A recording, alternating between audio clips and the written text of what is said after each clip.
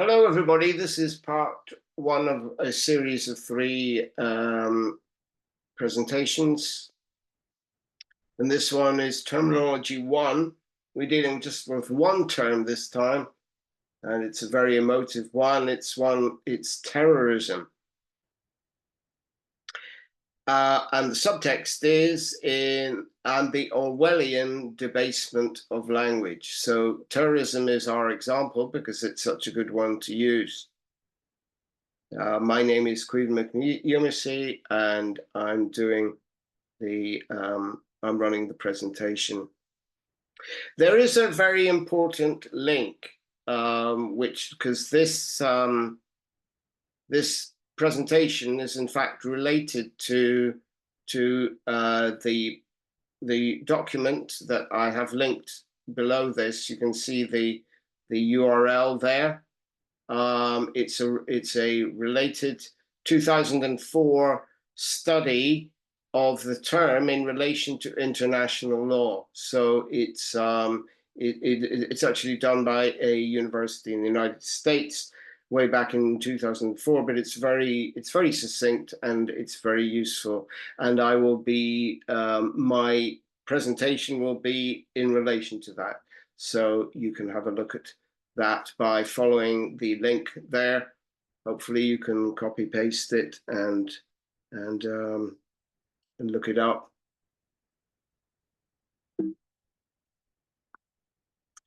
Right, the word terrorism is and can be used in any number of ways. Defined, however, in the Oxford Dictionary as the use of terror and violence for political ends. It has always had this ambiguity that defies a universal definition, especially with the conflicting interests and competing narratives that are involved. It is most often applied to non-state stroke armed group actors,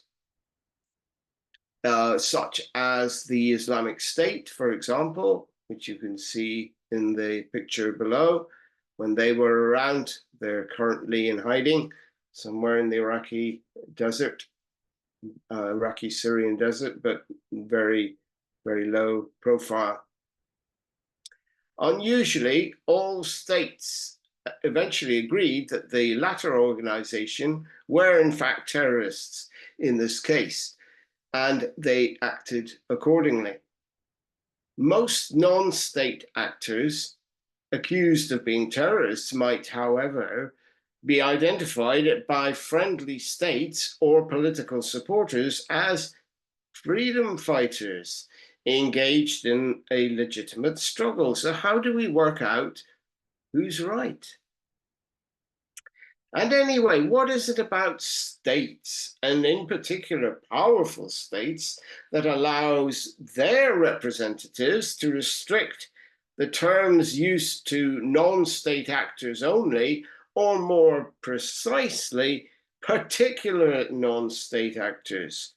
Surely, if the Oxford Dictionary term is to be used in a fair manner, then the use of terror and violence for political ends is something that states have done or can do use on a regular basis, e.g. the 1970s CIA Operation Condor, the one being in Chile, in South America, pictured above. While mainstream media follows whatever the relevant elite and its dominant narrative decides the term to mean uncritically and aims to manipulate public opinion accordingly, we need to dissect and empirically examine all politicized terminology in its context, and to examine what purposes and agendas are being served therein. In fact, the first use of the term, le terreur, was by a state, that is Jacobin France, and was used not to condemn its enemies, but to justify its own actions. So the state was actually committing the act of the terror, le terreur, but this was a term that they used to describe it themselves. The so-called Reign of Terror was seen as necessary to defend the revolution, the French Revolution that is, against an existential threat. Multiple foreign invasions that were set on ruthlessly crushing it. So you had one invasion coming in from Austria, another invasion coming in from Prussia, and then there were the British hanging around the edge trying to land troops as well. 30,000 people, that is, were arrested by the Committee of Public Safety in the term of its existence. So 1793 to 1794. And out of those, about 1,700 were executed. And we will note that only 1,700 of those 30,000 were executed. And we will also note that evidence of guilt was still required before the death penalty could be passed. One particular example was Tom Paine, who was actually traveling France at the time. He was arrested during Le Terreur, mainly because he was English, and but there was no evidence in the end that could be brought against him, so he was let off. Most of those executed were in fact aristocrats, such as the king and queen, and of whom many were indeed, and provably, in league with the invading armies of Austria, Prussia, and Britain. The term terror, however, this stuck in the minds of Europe's eventually triumphant elites after the end of Napoleon, imbuing it with a very particular meaning in their minds. And this folk devil was passed on to their successors. So we can see there an illustration above of Le Terreur in progress, everybody terrified and all the rest of it, and being abused by the sans-culotte, the common plebs who couldn't afford the culottes or stockings that the upper classes wore.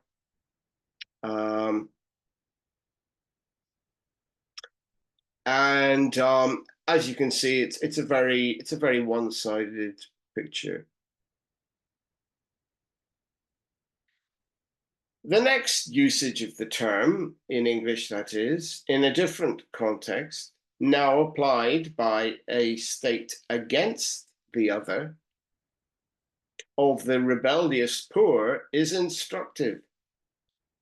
This was the use of the word terrorism / terrorist by the British establishment in the 1860s to smear a non-state movement of Irish national liberation, which was known at the time as the Fenians.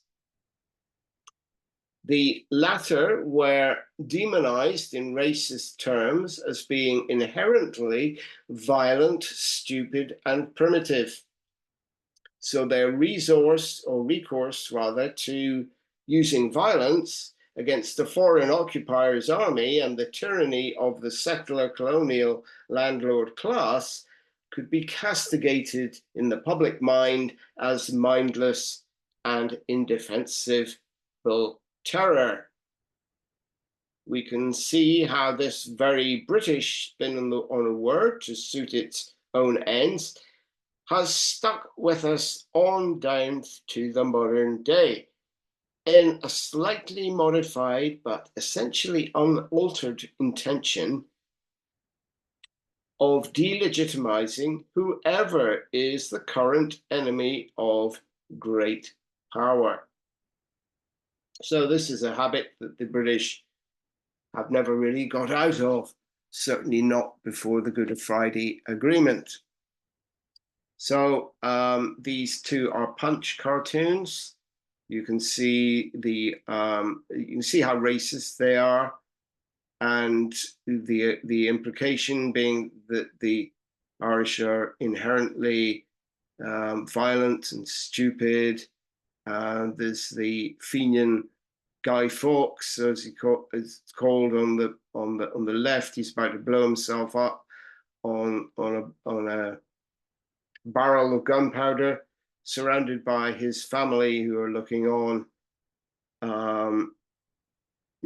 It's so racist, it's just not believable, really. And then the other one on the right is called the Fenian Pest, and Hibernia. That's that's good Ireland, of course. There's good Ireland and the bad Ireland. The good subservient Ireland says, "Oh, my dear sister," to Britannia, looking on very, very sternly. What are we to do with these troublesome people? And Britannia says, "Try isolation first, my dear, and then." Yes, indeed. So that's the sort of and you can see the very stereotypically racist connotations there. So the convenient and mutable flexibility of the term terrorist and its applicability to political organizations of state and non-state origin is baffling once it's exposed to examination. To use a more recent example, let's consider the ANC, or African National Congress. People forget that during the 1950s to 70s or 80s, the ANC was considered to be terrorists in the West because they engaged in armed struggle alongside other more civil forms of resistance to South African apartheid. So they were dismissed because of this from the mainstream discourse. Yet, bizarrely, once the West felt compelled to give up on the settler colonial regime and the ANC took power in a sweeping electoral victory headed by the charismatic Nelson Mandela, its past history of often violent struggle was quietly forgotten in a liberal media fanfare of peace and reconciliation.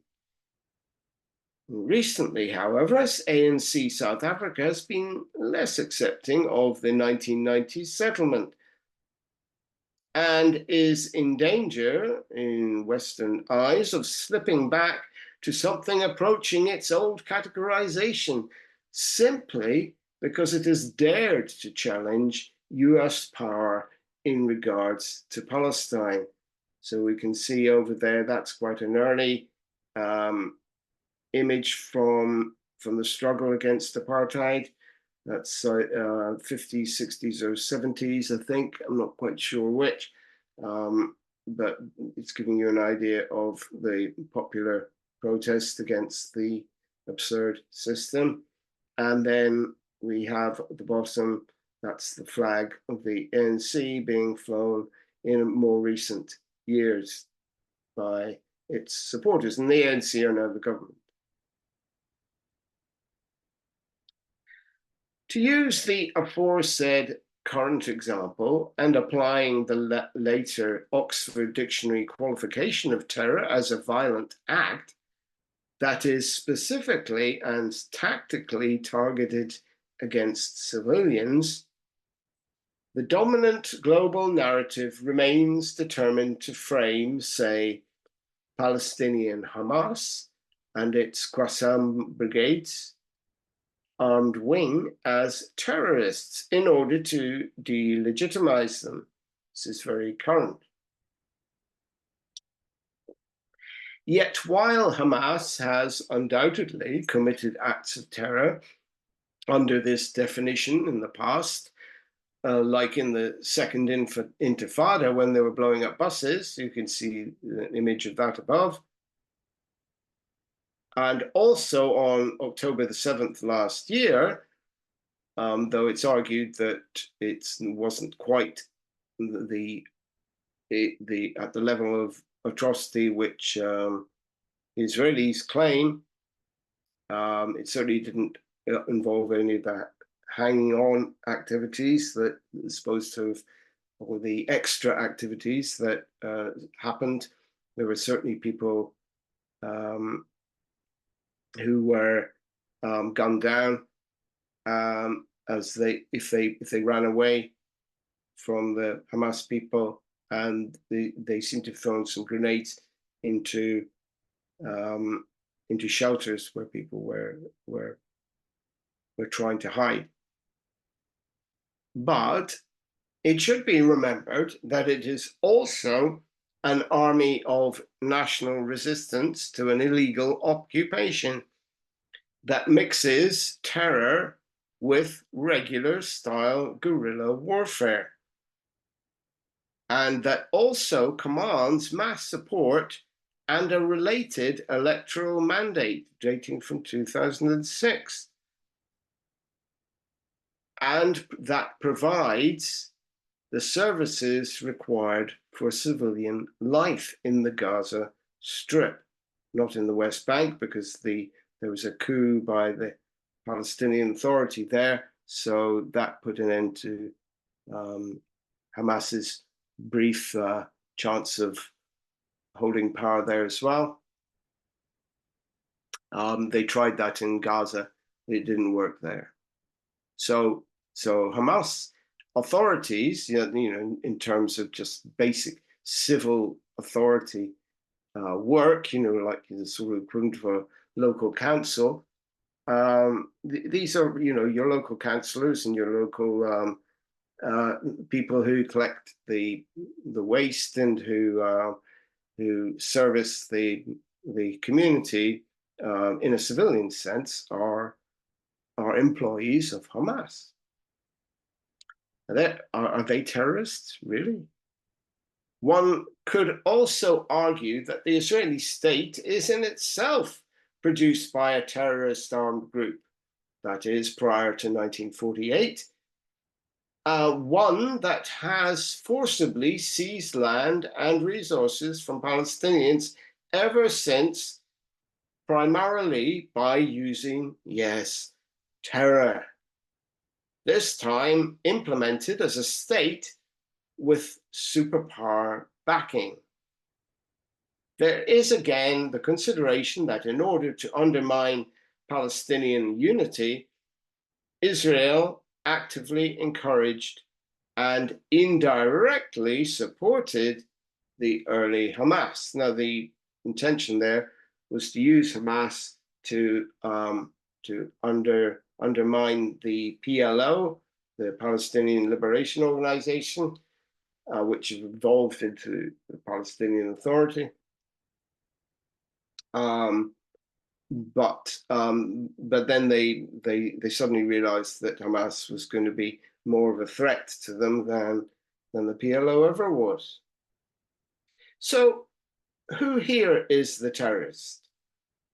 Especially as since October the 7th, 2023, the Israeli state has committed relentless civilian massacres, vandalism of hospitals, of bakeries, of schools, other infrastructure, the massacre of journalists, which again is against all Geneva conventions, cultural symbols such as mosques and churches and archaeological museums, universities, combined with torture, disappearances, and now also mass starvation and disease of its own creation. So if we condemn only the other as the terrorists, are we not simply regurgitating the old British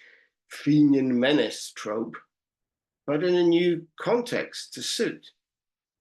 So we can see some of the wreckage there below in the picture on the right. This is generic right across the Gaza Strip now. It's what they, at least a third of the Gaza Strip now looks like this. Absolute ruins. Since its founding, the UN has, unsurprisingly, struggled in its attempt to define exactly what terrorism is, or should be defined as within the international arena. As the recommended reading article by Alex Schmidt, so you can see that, that was the link that I gave you at the start, if you want to follow that up. It articulated in 2004 that all legislative attempts embarked on by the UN to find a commonly agreed definition of terror when it was a hot topic, mainly the 1970s and 1990s, it came to naught because of the particular interests maintained by powerful actors on the world stage, and particularly, of course, if they held a Security Council veto. We can see that going on today. This remains the case in our own times.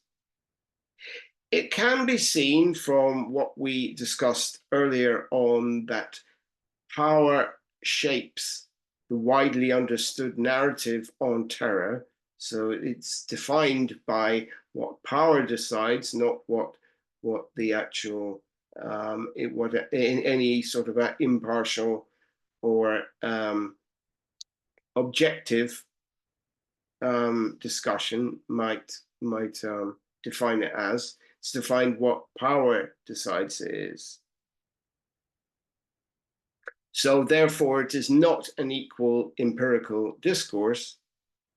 And this is transmitted from the top to the masses via a compliant media. So over there on the right, we can see the UN building in New York City. To finish off, therefore, we seem to still be in a situation where the definition of a value-laden terms as such as terrorism, with all its associated emotional charge and selective application, can be wielded with impunity by the powerful, thanks to the ever-willing stenographers in mainstream media and politicized academic networks. There also seem to be new definitions being propagated by the powerful that try to criminalize and target civilian protests in democracies in the same manner as they are in authoritarian regimes. Therefore, terms like terrorism can offer themselves to Orwellian abuse or inversion once again. So we can see there over on the left, we have a picture of police violence at a protest in Brazil against the former President Bolsonaro in 2022. But these sort of actions by police against civilians who are engaged in demonstration and protest are being increasingly dealt with right across the spectrum, whether it's in what's known as authoritarian countries like, for example, Russia or China or Iran or whatever, as with so-called democratic countries like Britain, France, United States, etc., Germany. Schmidt concluded his 2004 paper by rejecting the definition of what terrorism is in favor of what terrorism is not, and also by emphasizing the explicit targeting of civilians as terror's primary objective. That seems reasonable to me. To this, I would add that we must consult the empirical evidence and the motive, and to accept that while there is no such thing as just violence, there may be a just cause. That's the end of the first part presentation. Please follow the link to the Carl Schmitt paper, 2004 paper that I gave you at the beginning, if you want to investigate this subject in more detail. Thank you.